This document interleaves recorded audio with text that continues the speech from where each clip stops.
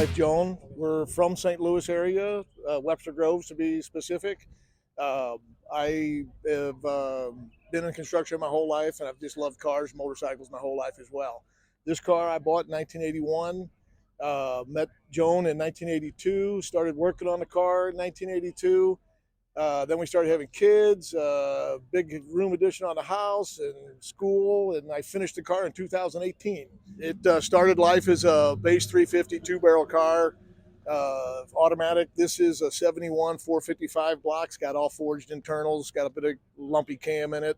It's got C5 Corvette brakes on it. It's got the Hotchkiss suspension system. It's got a Dana S60 with 355s. Got a 6-speed T56 in it. She's fun to drive, of course, aren't they all?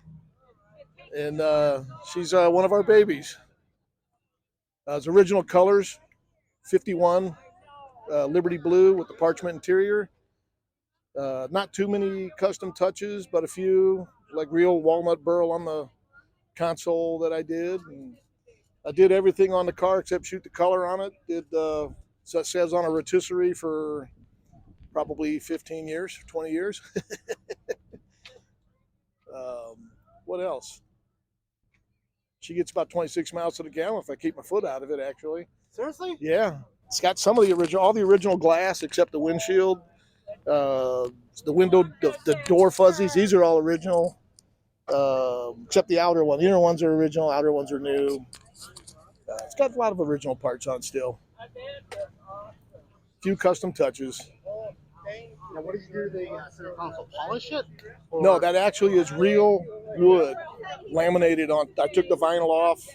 I had to fabricate that front section because where the T56 came through, right, pretty close to stock. And then instead of putting vinyl back on it, I decided to put real walnut burl on it. I got built a vacuum table and stuff. It's 27 thousandths of an inch real wood. Okay. And then just put an automotive clear on it.